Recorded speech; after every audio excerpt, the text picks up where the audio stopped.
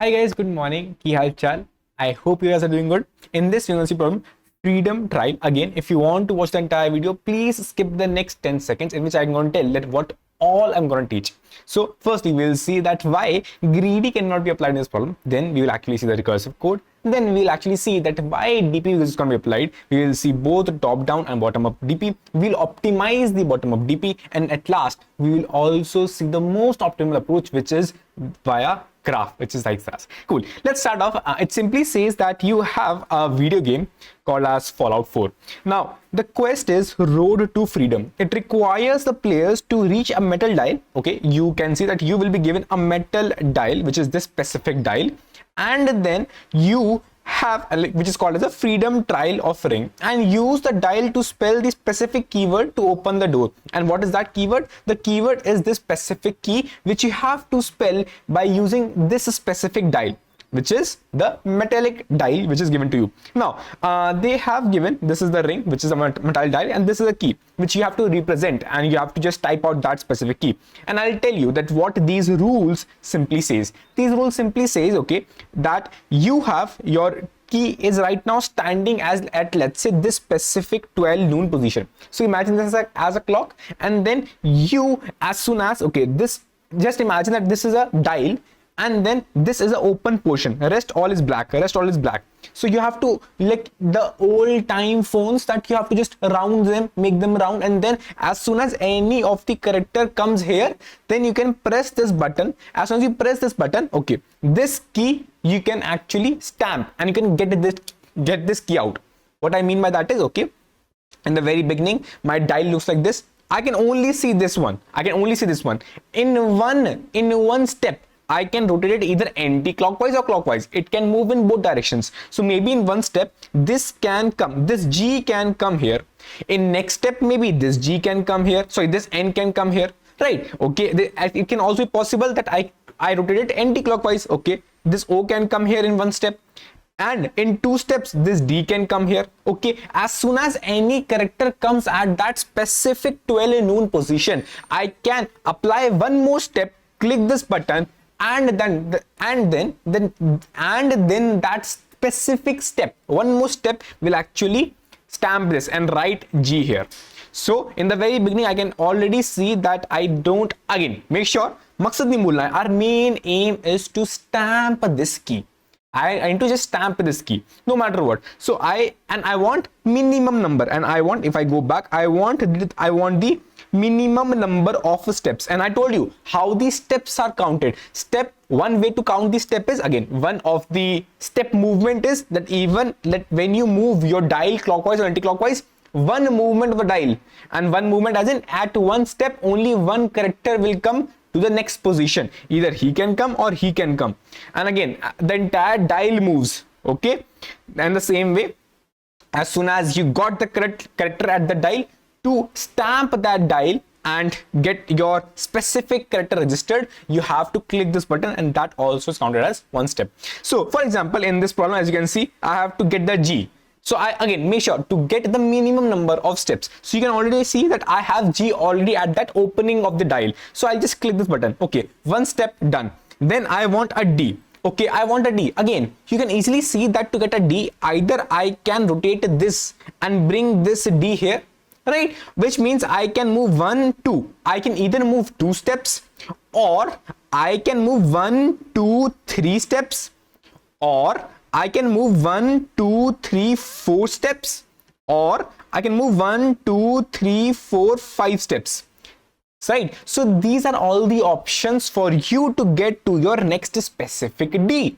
These are all the options to move to your next specific D. And you know that you want minimum number of steps. So maybe you will say, okay, I realized, again, make sure that you can either go clockwise or anti-clockwise, and on all the specific character D. That is what I want to emphasize with this example.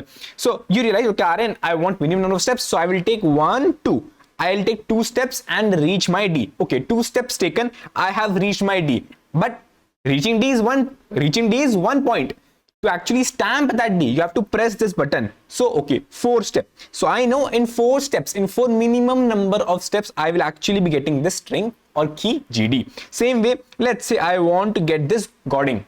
So if I know that my ring is right now Gordon, which is G, right? Again, make sure this first character is actually in the opening of the dial.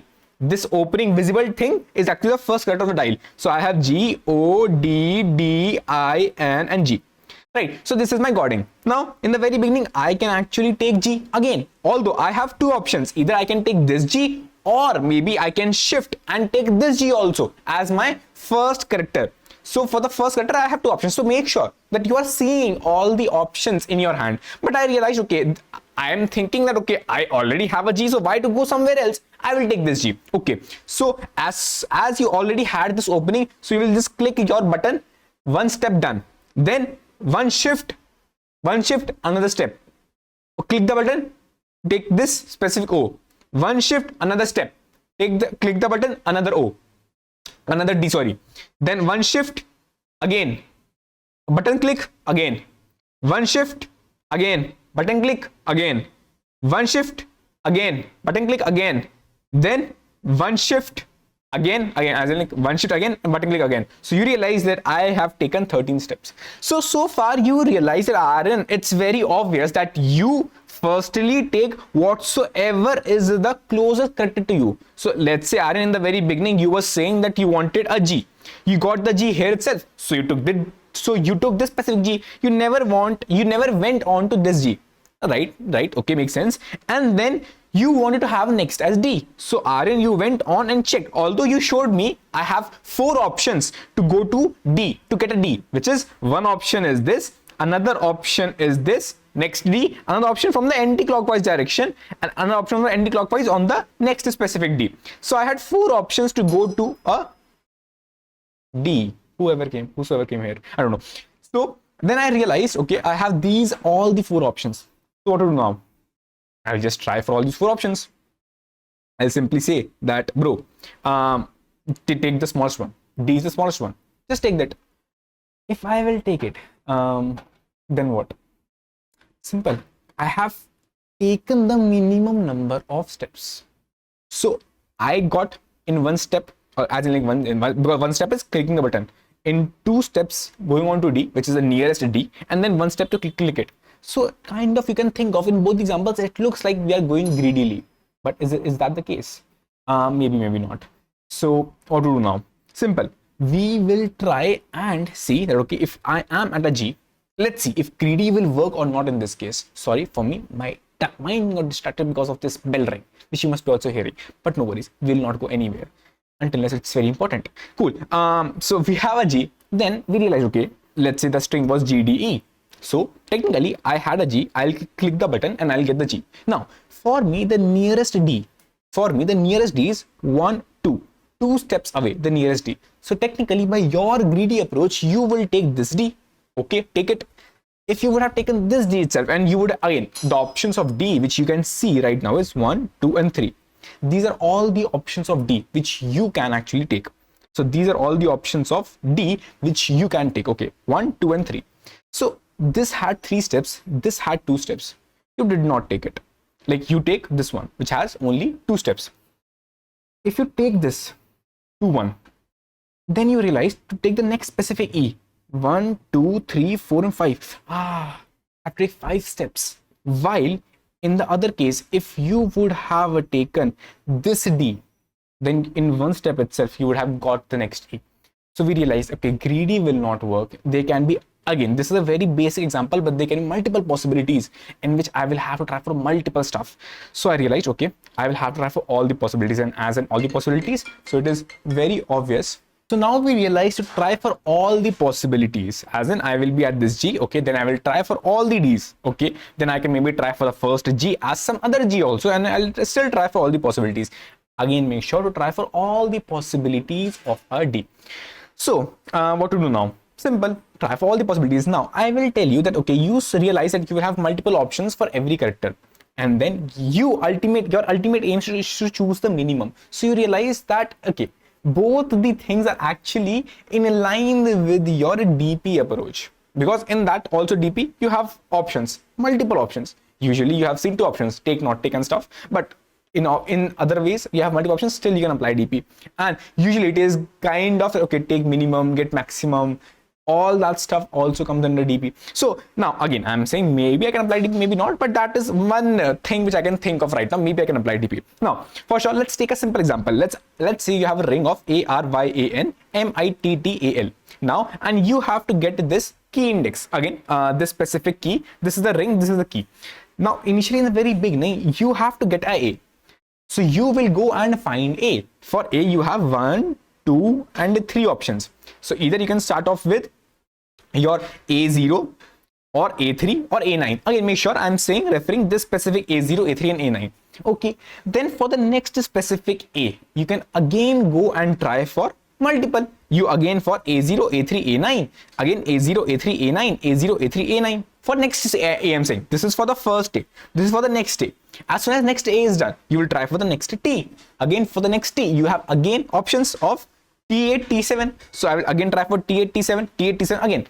You see, I'm trying for all the possible options. Although you can easily see, Aryan, like if you had, let's say A here, you're starting at this specific A, and let's say you want to go to B. So if you have this B, and there are other B's also, then why are you even going and trying for other B's? Is it actually required? I'll say technically not. It is not required. But what if that, okay, you have some specific A, and then you have this B, then you, although technically you will actually, let's say, have a C very far away, and then everything is around him. Still, technically, what will happen is, if you will even take, let's say, if a B also would have been here, and then everything, let's say, is around him. Again, I'm showing you a possibility. What can actually happen? This is all the possibilities what we are discussing right now. So even if we have gone to this B or this B, it sounds much more beneficial and not go to the extreme end B and go on to the surrounding B. That is absolutely correct. You can easily go on to just your surrounding Bs. But to even find out who is your surrounding B, in worst case, you will have to iterate on the entire ring. So that is the reason. Although going on to just your nearest surrounding ones will actually work out, but still it will be the same way saying going and trying to search the entire ring and actually giving out you the best B. Or basically, because even if, let's say, if I would have said, okay, Aryan, what if your C is here?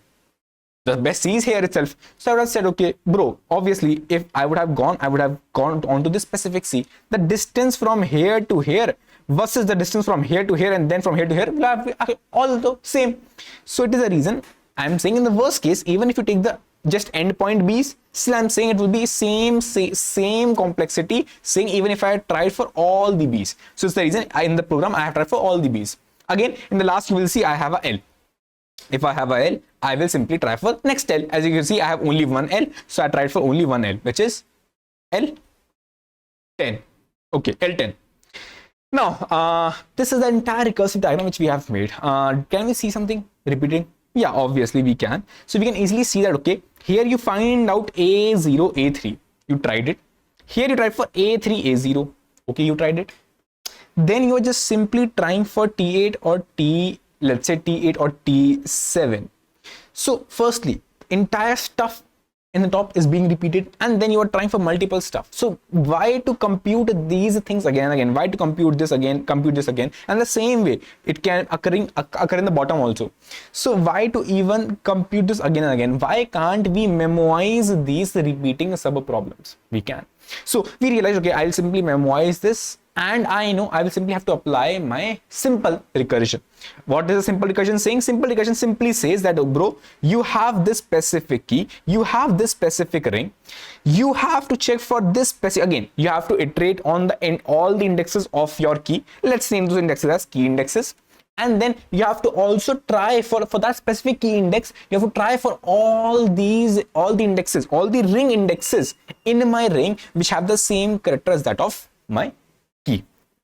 So what I will do, okay, I know that currently my key index is at specific A. I have to go and search for this character in this entire ring. What all occurrences again? I am currently right now standing at ring index.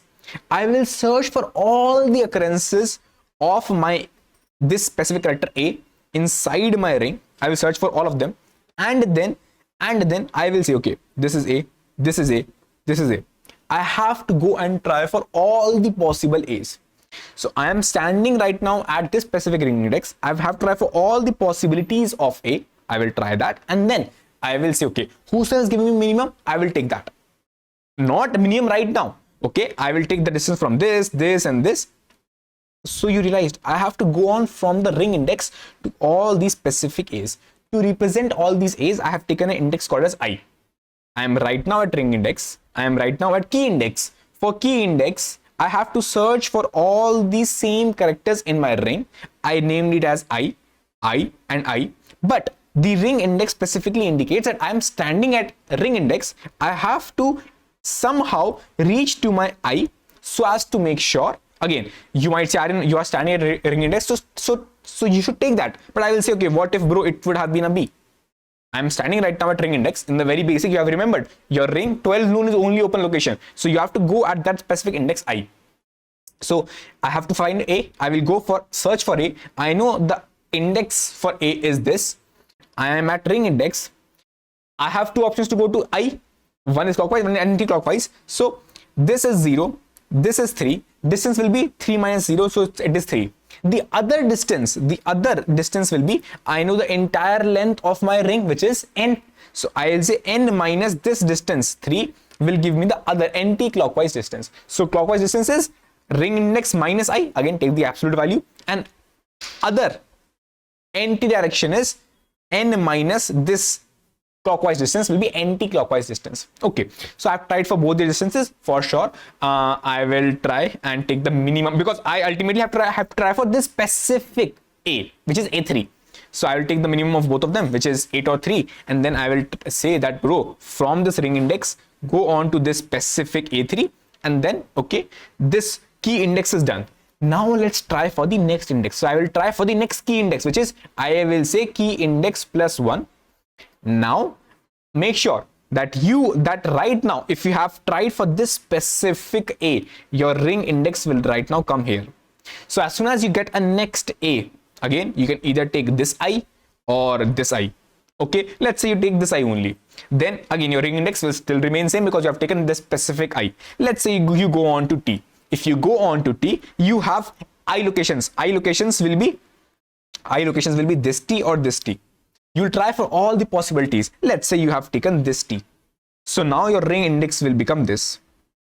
Now go on to the next key index. Next key index is L. So from this ring index, go on to the next key index, which is L. So again, my I will be pointing here itself. So I will try for the specific L. So you realized I will for sure be iterating on all the indexes in the keys. I will be iterating on all the indexes. Okay, if I iterate on all the indexes, I have to make sure for that specific index, I have to go and find all the occurrences in my ring, and I will represent all the occurrences by the index I. But I also have to keep track on that, okay, at what opening I am at right now. Because if I am at an opening, let's say 0, and I have found something, let's say I have found something, let's say T. So I have to somehow make my opening reach at that specific T. I have to make my opening to go at that specific T. So I have to shift that much distance from I to that ring index. So ring index indicates opening. Key index indicates that, okay, I have to search for that specific key index and find in my ring. And I will indicate, okay, that is a matching with my key index. Cool. Let's just simply try for all the possibilities, and you will realize that you will simply add the recursive code and then simply memorize the stuff which you wanted. So like we realized that okay, we can simply, again, I'll show you the simple recursive code that in the very beginning you want the ring index, you want the key index, and thus you can simply pass the ring and the key. That's it. You will simply try on for that specific key index and say, bro, I was trying for this specific key index and I want to just find this key. That's it. If I have reached the end in the key index, I'm done. I have found my specific key. I'm good to go. So if that's the case, I will specifically find my key index. Okay, just ignore this DP case. Ignore it. Now I will say I want the minimum steps. Okay, I said that I will try for all the i's. This I represent, okay, in the entire ring, all the i's represent, okay, that ring of I should be equal to my key of that key index. So key index character, it should be equal to my I. So all these i's I will take in consideration. Okay, if I have taken that in consideration, I will simply go and find the total steps, which is simply saying that from the ring index to that specific I, find the distance. You remember, because I can have two distances from this ring index, which is the open location, and I is actually the same character as that of the key index. I will just simply say, okay, bro, this is open location. Simply make sure if it is actually how much distance is there, and distance is clockwise or anti-clockwise. I can easily say that, okay, if I have a current, I have a next. So this is my ring index, this is my I. I have to just find the distance between them. So clockwise distances, simply their absolute difference of indexes. Anti-clockwise distances, the entire ring length I had minus this clockwise distance will be their anti-clockwise distance. So I've got the clockwise distance, I've got the anti-clockwise distance, and then I will simply take the minimum so as to reach from the ring index to my I will take the minimum distance, either clockwise or anti-clockwise, because I just wanted to reach that specific index, which is I. Okay, so let's say I have reached my I. Now my opening is at the index I itself. Now, okay, opening I have reached, but I have to click the button also. So as to click the button, I do the +1. Okay, as I did a +1, okay, I have reached that index I. I have, because that index I represents that it is a key index character. So that is done. Now, okay, obviously go and try for the next index. So I'll go and try for the next key index. And make sure now the opening is at your I, because you have reached your I. That's you can see your ring index will now be at I. Cool. Okay, great. So this is how I will take the total steps, considering I was at ring index. I wanted to search for a character called as key index. I went on and tried to search for all the indexes called as I in the entire ring, and whosoever was there, I made them reach that specific I, which is this distance, then which is this distance. Then I clicked the button, and then I went on and asked my recursion to solve it starting from that specific ring index, which is I. I will try for the next character in my key, which is key index +1, and then ultimately go and try for it.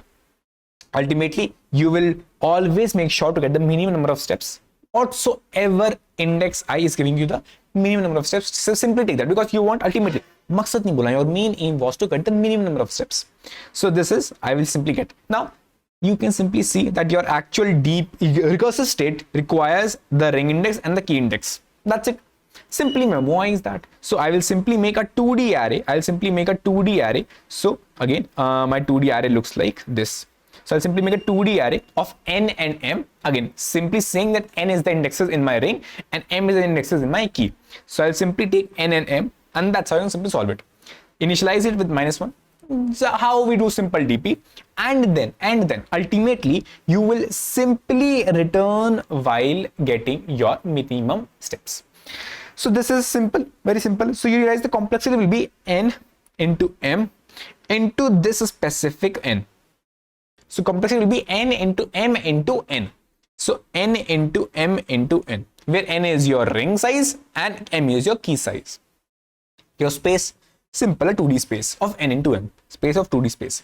So it will for sure pass. Simple, top-down DP will for sure pass. So now you want to maybe optimize it. Your interviewer asks you that, can you please optimize it? You will do simply one thing, okay? To optimize a DP, top-down DP approach, you will have to convert it to bottom-up DP.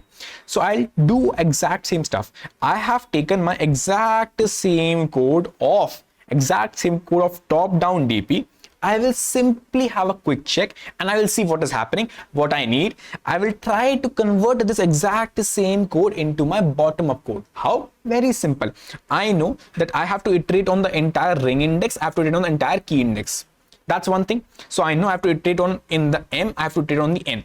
That's one thing. I will have to iterate, which means I have to write the for loop which will iterate on my key indexes. I have to write a for loop which will iterate on my ring indexes. But you never know that, okay, if the key index will come, on the top, basically if the key will come above, then the ring, or basically the ring, then the key.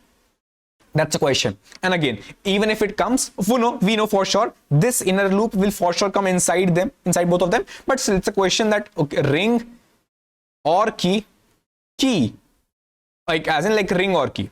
So which loop will come out? Which loop will come in? That's first question. That's first question for us. Next will be, okay, this loop will for sure come inside. So out of all the loops, for loop of int I will for sure come inside. Li is less than n, I plus plus. That will for sure come inside because it is inside my recursion. In that, I will have to check my ring of I with ring of key index. So that I will do. I have to find total steps, which will be the distance. I know I have made my distance function, which will go from ring index to I, and I have both ring index and I also, so I will take that in consideration. I add a +1, okay, +1. Then this solve function says it solves a recursive function. Rather, in my case, I need to have a DP state. So I will have to go and ask for DP of I comma key index +1. Key index +1. So I realized one fact from this. I realized one fact that if I am finding my answer for key index, if I am doing a bottom-up approach, I should be for sure knowing the answer for key index +1. So, which means I will go in the opposite direction. So I will start again. I again never know that whoever will come first, but I know one thing for sure, that my key index will start off from the end. So I'll do from m-1, key index is greater than equal to 0, and then key index ++. So that's one thing. Again, and for ring index, okay, for ring index I can simply go on from left right or right left. Both can work. So because there's no condition on ring index, right? I have to just simply try for all the ring indexes. That's it. So I can simply say ring index, I can go in any way. 0, let's say ring index is less than n, and then ring index ++. Again, I'm showing you the most easiest way to convert your top-down code to your bottom-up code. People are so much confused in that. That's the reason I have just showed you this. Okay. Now, Aryan, okay, with this fact, I will simply try on and get, okay, for DP of I need to have a ring index. What is this I? Again, the question is still there, that who will come on top? Either the key index will come at the outer for loop, or ring index will come as the outer for loop. Who will come? I never know. I will simply go and ask you one thing. Bro, for a specific ring index, you wanted key index +1. You wanted key index +1. So I am saying that I is what? I is simply saying I is my ring size. Basically, it's a ring index. I is my ring index. So I should be saying that for a specific key index, all the possible i's should already be computed. For a specific key index, all the possible i's, as in ring index, because see, make sure this is a DP value. DP of I is actually a ring. I is actually a ring index. So I am saying, and again, you know that I am only storing my two states. This is a ring index and this is a key index. And I am saying that I will have, while I am finding the answer for I, again I have to go on and iterate and have to get the value of DP of I and ring index +1. So this I can be from 0 to n-1. So I'm saying that for specific ring index, I should be knowing all the index values. So, which made me realize that for a specific key index, I should be knowing all the ring index values. So it means that my key index will come in the outer for loop, and for a specific key index, I will get to know all the ring indexes values. So it's the reason my ring indexes will come in next for loop, and that is it. So the only challenge for you was, okay, how to place the for loops. You will know 2 for loops will come, but how to place them was a challenge, and that we resolved by simply seeing this. Now I will paste the exact same code on the left side. This is the exact same function to find the distance from ring index to I. Now comes my bottom-up code. I will initialize. Again, make sure that you are doing a m+1, R and Y m+1. Earlier you had only m. If you remembered, you had only m. M+1 is just because if you realize that I will be accessing key index +1. Although add a if condition for it. If not, then make sure to initialize with a higher value of DP. So I will do the same thing, initialize the higher value of DP. So I will do, because you can see I am doing a key index +1 here. If I will not have such bandwidth, of adding a +1 in the last m, then I will get a runtime exception. So I will just simply do the +1. And now exact same code. Key index will come at the top, iterate from the end, we saw y, then ring index, same way, do any way whatsoever. Then I went on and find again, same way, minimum steps on the left side. I'll do the minimum steps, then went on to all of the indexes in my ring index. Okay, all the indexes. If it is matching, then find the total steps, which is distance +1 for button, click, and then dp of I comma key index +1. Okay, when this is got, minimize the minimum steps, and then ultimately assign that, as you can see, assign that to my dp of ring index comma key index with the minimum steps, getting the answer at 0, 0. Because if you realized your base function was calling a dp from 0, 0. And that's how, in a very basic, naive way, by just looking at your top-down code, you have converted your bottom code in the same time and space complexity. But what's the use case? Use case is, as you will look on this code, you will very easily realize that for any specific dp value, you are only accessing your key index +1, right? For any dp value, you're just accessing, okay, for this key index, you are only trying to access key index +1. That's it. So if for one state, you just want another state next value only, then why to even keep track of the entire m+1? Which means I only want just 2 states. One is this I+1, another is this key index.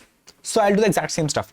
After writing the bottom of code, again, although by seeing the top-down code also itself, you can easily see that I'm only trying to access I+1.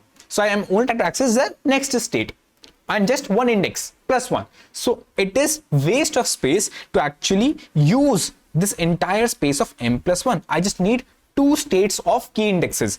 One is +1 and one is a normal one. So I can easily replace them with two of my 1D DP arrays. Again, this is a 2D DP array, one 2D DP array, or I should say this is single 2D DP array. Now I will replace this single 2D DP array with a 2 1D DP array. Cool. So I'll simply say that, bro, this is you wanted for finding your key index. So this will be your current DP, and I will name this as my previous DP. Right? So this will be previous DP of I. This will be current DP of my ring index. So I just replaced, again, to optimize the space, I realized I'll simply replace with the 2 1D DP arrays. So I replaced that and said that, okay, as you can simply see, I am simply replacing this, and I will simply say current DP and previous DP. So I just simply took current DP and previous DP. I know this is my previous DP of I. Again, that portion went away because I know for sure it's a previous DP because the name is prev DP. Same way, this will be a current DP, and I know that at every step I have to make sure I have to assign my previous DP with the current DP value. So I simply say at last, earlier my answer was DP of 0, 0. I know this 0 is no more required. I will simply get the current DP of 0, and that's going to be my answer. By this, I simply optimized my space and used O of n space. Cool. Now comes the last approach. So you saw this is the best complexity which you can have, which you have achieved so far. Now, for sure, if you know that optimizing time is much more required than optimizing space. So if I ask you that, can you please optimize this much more further? And if you have an approach in which the time is reduced but your space is increased, that is still an optimization. Make sure that, because time gets the first priority in optimization and then the space. Okay. So now we realize, okay, what can we try something else? First thing, we know something that, okay, that's again not at top you can think of very easily, but something we realize, okay, we were trying some greedy approach, that I was at A, then I tried for all the possible A's, and then maybe I took this A itself, then I tried for next A, I took this A itself, then I tried for next T, I took this T itself, then I tried for next L, I took next L itself. So can we use a mixture of nearest, which means shortest distance neighbor, and also trying for all the possibilities if the neighbor in turn turns out to be longer in long run. What I mean by that? I simply mean by that is that if you remember our very basic example in the very beginning, which we had taken, which is this example.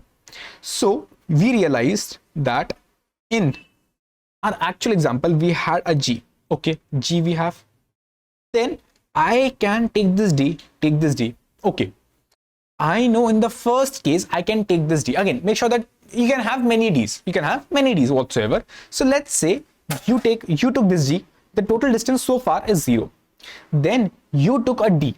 Again, I'm not counting steps, but yeah, you can count steps also. That will also be more or less same. Then I went to next D. I will go on to my nearest D first. It's a bet. It's a bet I am taking.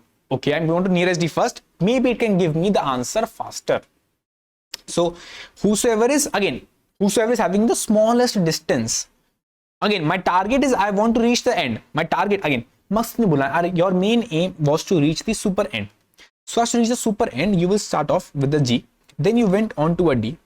Again, the other, although, which is simply saying, okay, the next D, you have a G. The next D is at a distance of 2. The other D is at a distance of 3.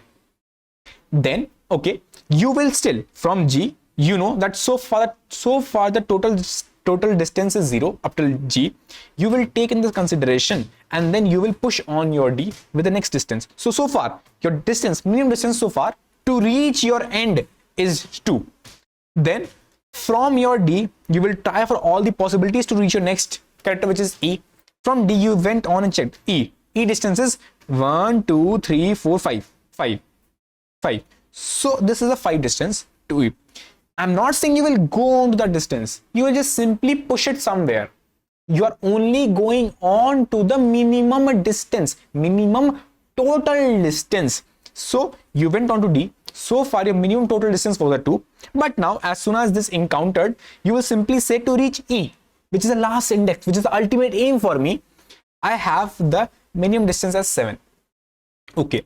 But so far I will grab the next. Again, you make sure that in the very beginning you were at G, your distance was a 0.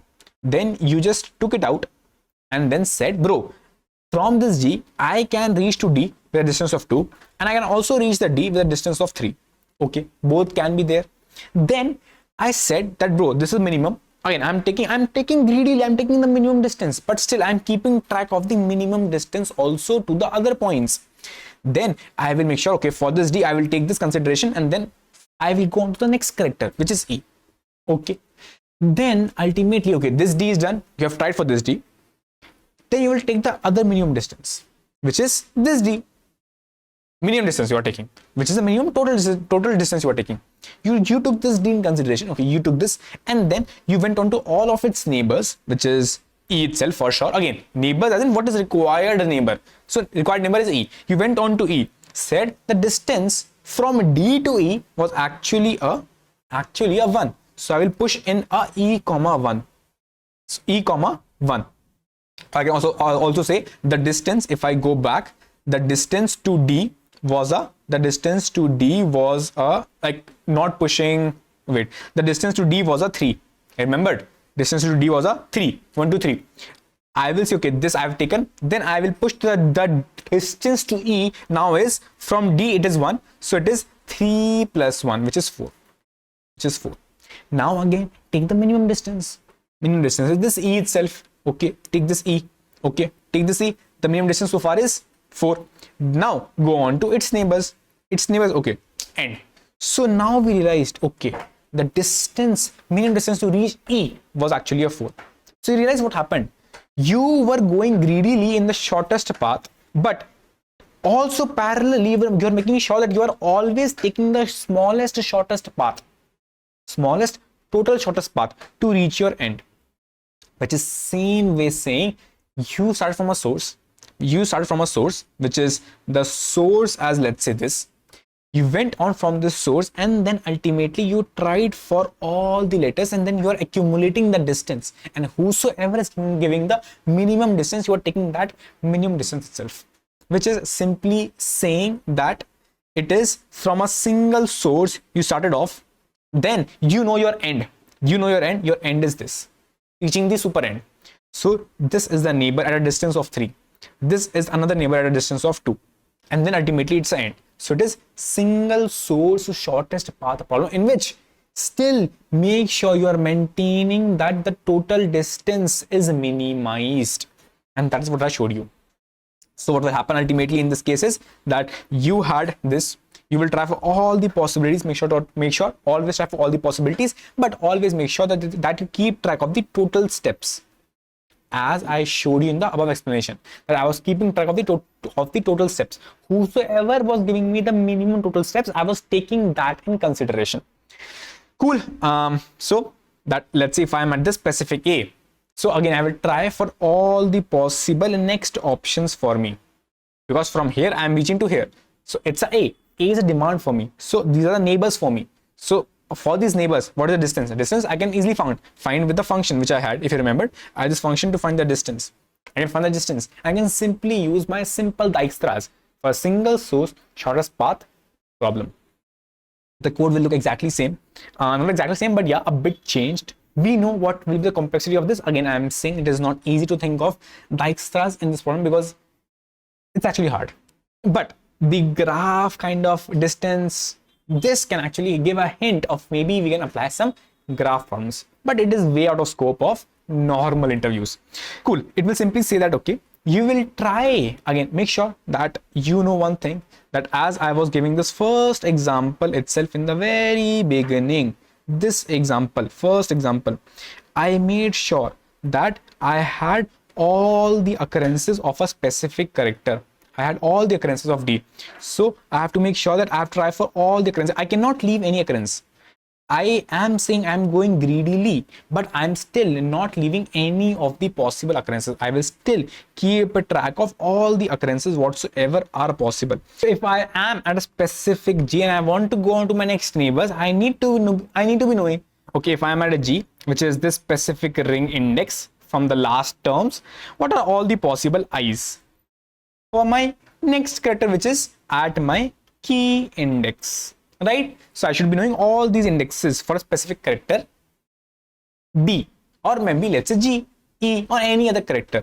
So that's the reason I have taken in the consideration character index, which will say for a specific character what are all its possible I's. Okay, if that's the case, simply take the priority queue in consideration, which is simply a mini heap, considering I will take the total steps as the minimum number of steps.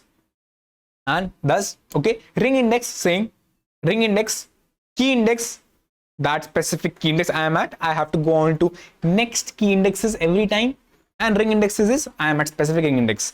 I am trying for all the possible I's, as in the next index are the I's, what all I can try for. So it is roughly the exact same stuff as we saw above in DP, but it is more greedy now. Why more greedy? Again, I'm not saying entirely greedy. It is more greedy because you are always taking the total number of steps as minimum number of steps, which you will see will actually result in a lesser time complexity. So you will see that I have pushed in 0 total steps. In the very beginning, my ring index and key index also are very 0, 0. Same way, my DP state also the 0, 0. Now I went on because I also need to make sure that I don't go on to the same state again and again. So I went on and taken a scene. Okay, if that specific ring index, and again you can see it is roughly same way saying it is visited, or you can also say the same way saying that you don't visit specific thing again and again. Then until my queue is empty, I will firstly pop out the top of the queue. Then total steps will be V0 so far, ring index will be V1, key index will be V2. Firstly, I will make sure if I have reached the super end, then I am done. I am done. If I have reached the super end, I am done. So if I have reached the end, I'll simply break. If not, then I will firstly have a quick check with the visited. And visited simply saying ring index and key index. Also, you can also take it as a vector of vector, but I have taken it as a string. You can take it anyways. Both will have same time complexity. So I have simply checked, okay, if it is already seen, then don't go on to it. Don't visit the same state again and again. Don't do it. If not, then visit that state. Now comes the interesting part, that you know that the key index, the character, this is the character of the key index. You went on to all the specific indexes I in the entire ring, which is the next indexes, and then you will try on for all the possibilities to reach there. So from this current ring index, you will go on to all the possible next indexes. So from the current ring index, you will go on to all the possible i's or next indexes, which will give a distance of I to ring index. And I know for sure that ultimately I have to keep on adding the total distance. For me, minimizing the total distance is important. So existing distance plus the new distance, the same way we do in Dijkstras. If you don't know Dijkstras, just simply write on YouTube Dijkstras by Aryan Mittal, you will get the video. Again, if you have been watching the video, if you like the video, please smash the like button. That helps a lot go to channel. Please. Good. Now we see that, okay, we'll get that. Aryan, but what about the button click? Why not add the +1? Okay, you can add the +1 maybe here or maybe after also. It's totally up to you. But let's say we add it afterwards. So what we did, we got the distance, add in total distance, and then try in and say, bro, try for the next index. Now next index is now my actual ring index. Next key index is key index +1. The same way we did in recursion, top down, bottom up, DP, exact same stuff. In that, this was my I. Don't confuse, this was your I. Exact same stuff we have been doing. It is just that we went on a bit more greedy by using a Dijkstras approach. Ultimately, in the end, I have my total distance, which is this total number of steps. But make sure you have not counted the button clicks. You know your key length is M, so you have to do a M times button click. So you can also add that in the end, or if you want, you can also add it here itself. It's totally up to you. So ultimately you got this as an answer. Now the complexity of Dijkstras, if you had remembered, in worst case is O of V plus E log E, and space is O of V plus E. The same way priority queue takes the space in Dijkstras. Now for our case, I have a specific ring. For a specific key, I can end up going to all the indexes in my ring. So it is for one key index, I am going on to all the indexes in the ring. Other index, all the indexes in the ring. So in worst case, it is M into N.